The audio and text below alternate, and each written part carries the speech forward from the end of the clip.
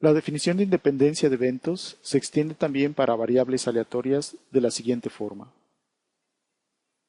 Supongamos entonces que tenemos n variables aleatorias, x1, x2, hasta xn.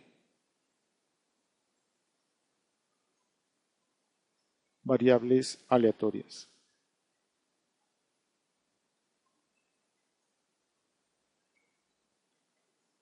Supongamos además que conocemos la función de distribución conjunta de estas variables aleatorias, es decir, que conocemos la función f mayúscula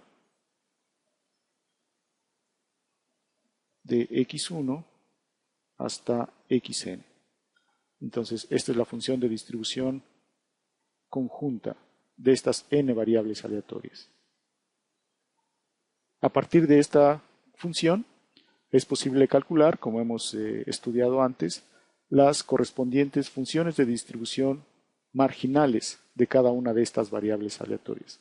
Esto es que podemos encontrar o que tenemos la función de distribución de x1 hasta la función de distribución de xn. Entonces, estas son las funciones de distribución marginales.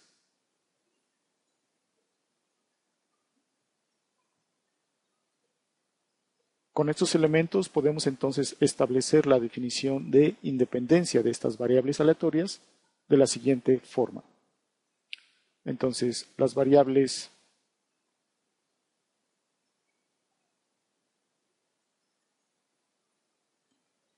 x1, x2 hasta xn son independientes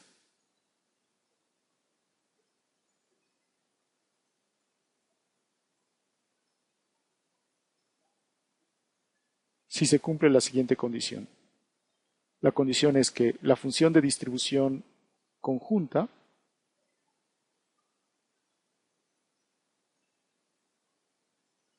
evaluada en x1 hasta xn debe ser igual a el producto de las funciones de distribución marginales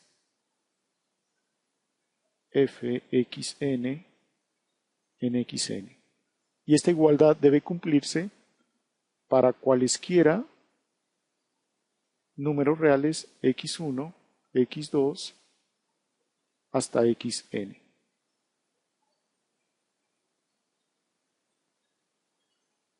Observemos que en esta definición no hemos puesto mayores condiciones sobre las variables aleatorias.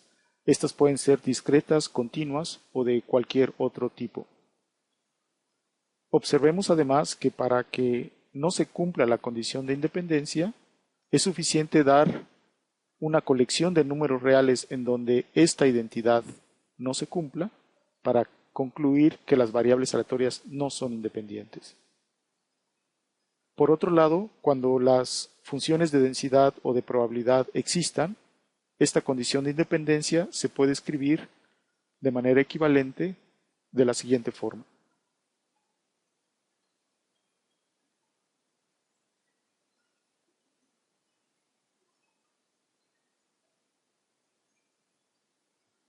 Entonces, la condición es que la función de densidad o de probabilidad conjunta de las variables aleatorias, esto es f minúscula,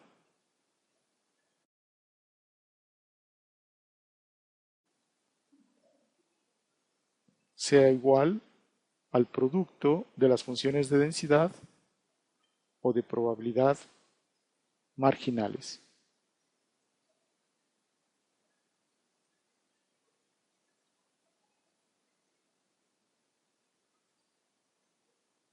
Nuevamente, esta última condición debe cumplirse para cualesquiera números reales x1, x2 hasta xn. En particular, esta última condición se reduce a lo siguiente.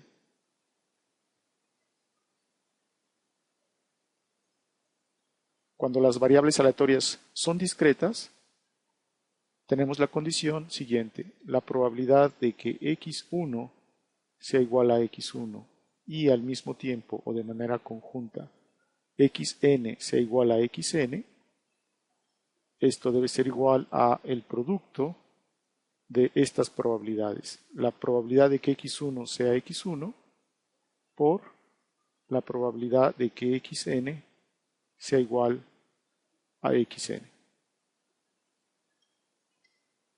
Y nuevamente hacemos énfasis en que esta identidad debe cumplirse para cualesquiera números reales x1, x2 hasta xn. La definición general de independencia entonces la remarcaremos ahora en un recuadro. En las aplicaciones, bajo condiciones razonables, se justifica intuitivamente la condición de independencia de variables aleatorias, o también se pueden construir los modelos de tal forma que tal propiedad se presente. También debemos mencionar que en muchos casos la independencia de las variables aleatorias facilita enormemente el cálculo de probabilidades de sus eventos. Entonces, la condición de independencia va a ser una hipótesis que va a aparecer frecuentemente en algunos resultados de probabilidad. Vamos a ver un primer ejemplo.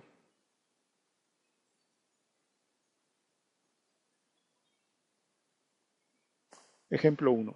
Supongamos entonces que tenemos un vector aleatorio xy discreto con función de probabilidad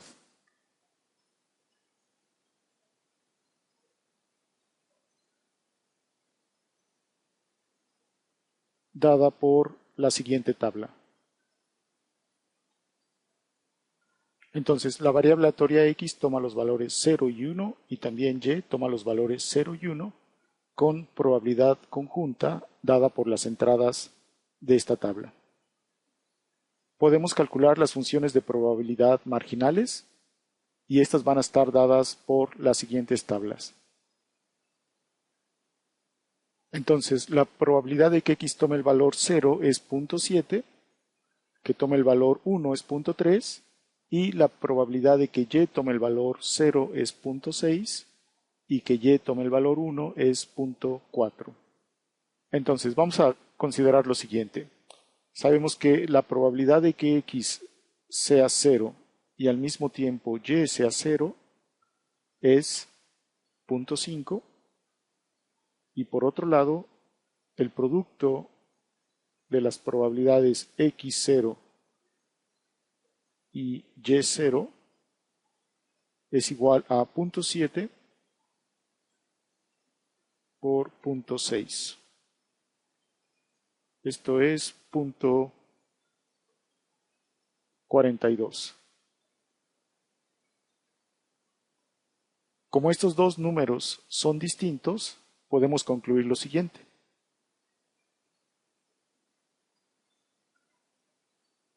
Por lo tanto, las variables x y y no son independientes.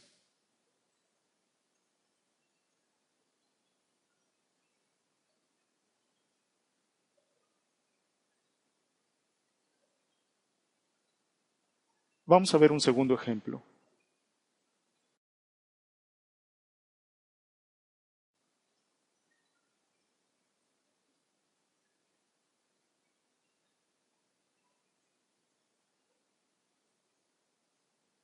Entonces, supongamos que ahora que tenemos un vector aleatorio bidimensional nuevamente, xy, vamos a suponer que es continuo y para este vector conocemos su correspondiente función de distribución. Supongamos que esta función es de la siguiente forma. F en xy es igual a lo siguiente. Entonces tiene la expresión 1 menos e a la menos x por 1 menos e a la menos y si tanto x como y son positivos y la función vale 0 en otro caso.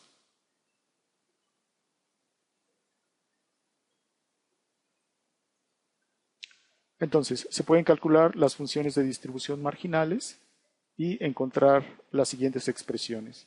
La función de distribución marginal de X es, esto no es muy difícil de verificar, 1 menos e a la menos X, si X es positivo, y 0 en otro caso.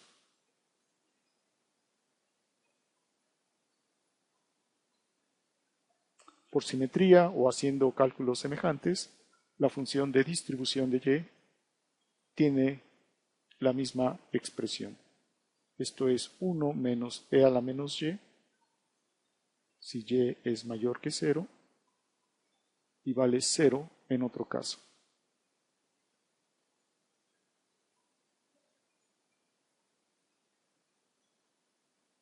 Entonces, no es muy difícil darse cuenta que para cualesquiera números reales X y Y,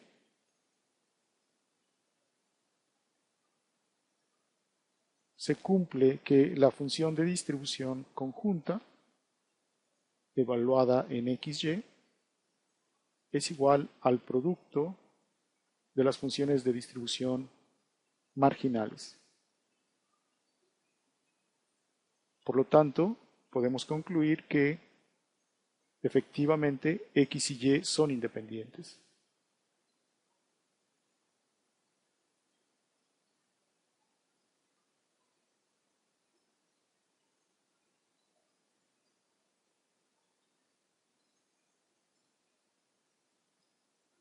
Vamos ahora a extender la independencia para colecciones infinitas de variables aleatorias.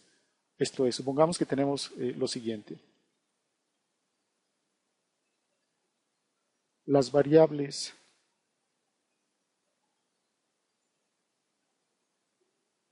x1, x2, etcétera, una colección infinita numerable, son independientes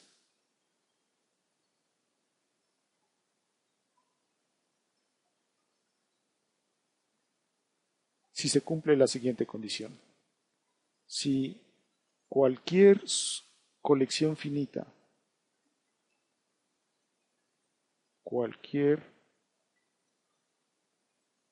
colección finita de ellas es independiente.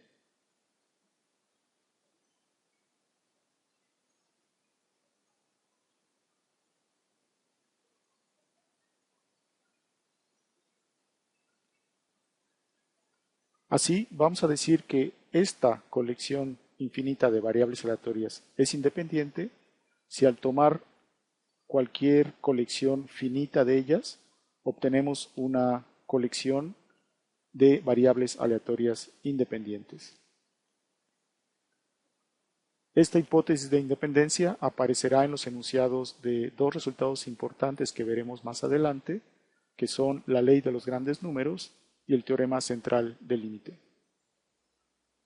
Para concluir esta sección mencionaremos que el concepto de independencia que hemos visto se puede extender para vectores aleatorios de una manera análoga a como lo hemos hecho aquí.